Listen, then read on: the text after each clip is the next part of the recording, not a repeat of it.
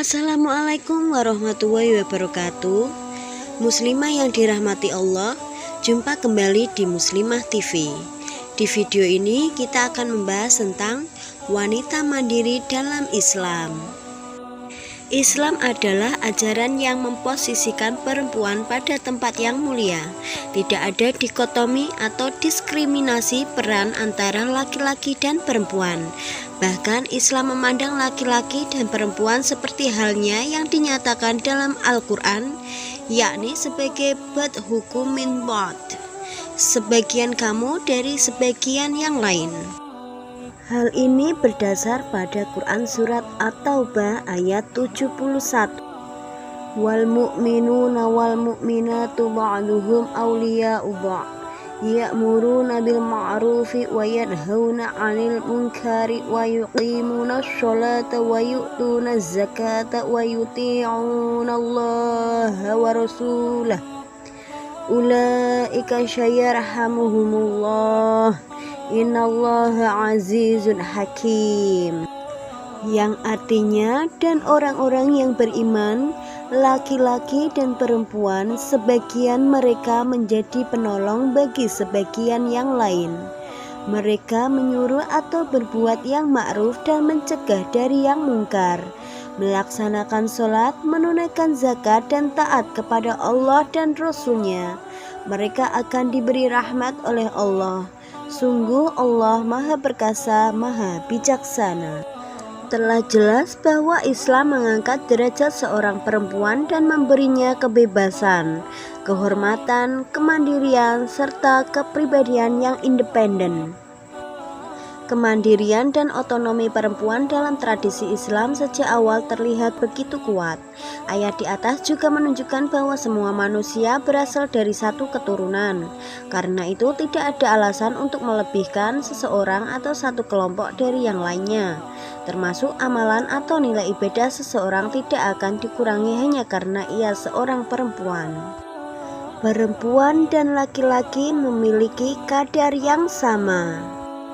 Islam mengajarkan kedudukan orang beriman baik laki-laki maupun perempuan itu sama di hadapan Allah Subhanahu wa Ta'ala. Oleh karena itu, laki-laki dan perempuan dideklarasikan secara sama dengan mendapat rahmat Allah. Bagaimanapun kita harus mengatakan dan memiliki keyakinan bahwa laki-laki dan perempuan adalah sepasang makhluk Tuhan yang memiliki martabat dan kadar yang sama. Tetapi harus diakui pula bahwa terdapat perbedaan-perbedaan di antara mereka. Perbedaan yang sifatnya fungsional dan tidak mengakibatkan supremasi laki-laki.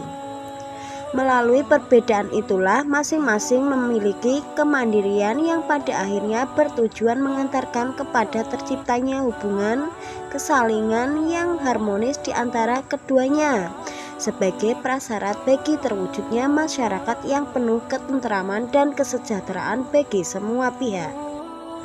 Kemandirian perempuan dalam Islam.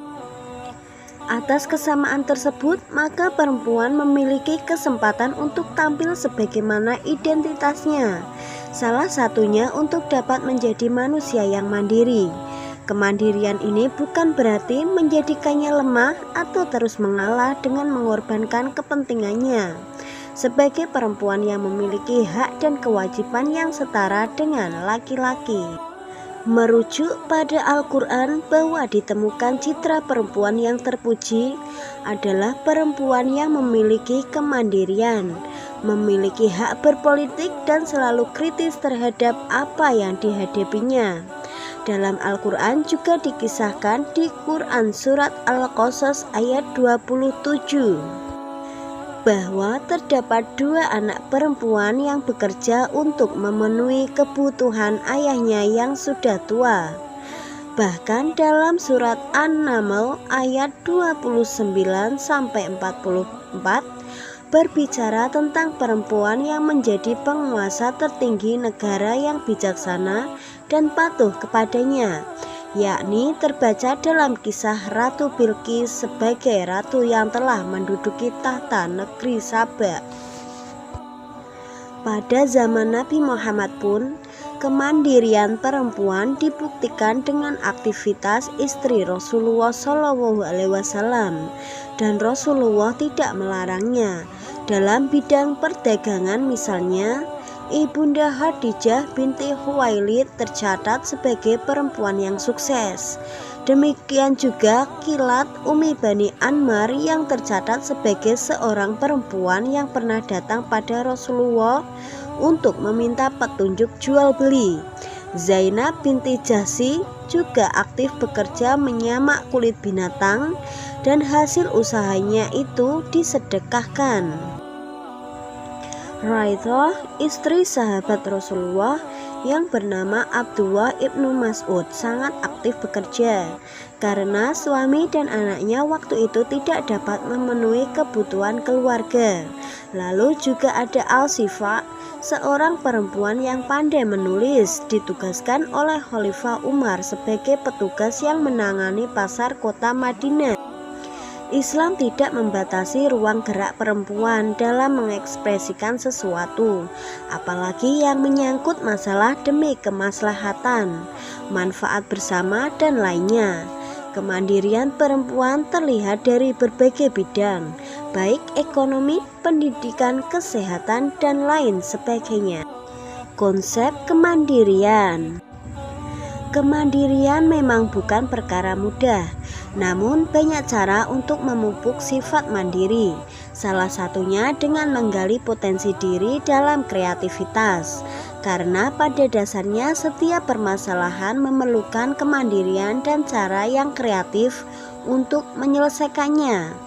Semakin banyak permasalahan yang bisa diatasi dan semakin besar kebutuhan yang harus dipenuhi, maka semakin terasalah kreativitas dalam diri seseorang. Konsep hidup mandiri juga sejalan dengan prinsip sebaik-baik manusia adalah yang bermanfaat bagi sesama. Bagaimana seseorang bisa bermanfaat untuk orang lain, sedangkan ia tak mampu memenuhi kebutuhannya, atau dengan kata lain belum bermanfaat untuk dirinya sendiri. Allah telah memberikan akal kepada setiap hambanya untuk berpikir dan untuk menggali setiap potensi yang ada dalam dirinya sebagai bentuk rasa syukur. Dalam prosesnya dibutuhkan visi yang akan mengarahkan tujuan hidup untuk tidak berpangku tangan lalu menjadi beban orang lain. Jika perempuan mandiri biasanya mempunyai ciri khas tersendiri, yakni 1. Mudah bangkit ketika menghadapi musibah.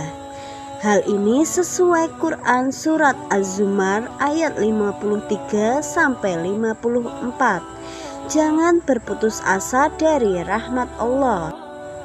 2. Tak mudah menyerah untuk selalu belajar menambah wawasan. Hal ini sejalan dengan kewajiban setiap laki-laki atau perempuan dalam menuntut ilmu. 3. Selalu mengembangkan kemampuan yang dimilikinya. 4.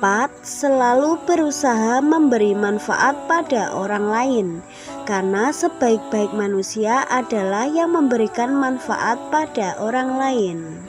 Disinilah peran Islam mendorong perempuan untuk mandiri di berbagai aspek, baik yang telah disebutkan dalam kalam ilahi, yang dicontohkan oleh istri dan sahabat Nabi, atau telah diceritakan kisah perempuan hebat sebelum Islam yang diceritakan dalam Al-Quran. Memang menjadi perempuan tidak boleh pasrah begitu saja terhadap masalah, harus berani mengambil keputusan di saat sulit, bersikap tegar dan mampu bersikap tegas ketika dilema melanda. Sampai di sini video kita kali ini. Terima kasih sudah menonton video kami Muslimah TV. Wassalamualaikum warahmatullahi wabarakatuh.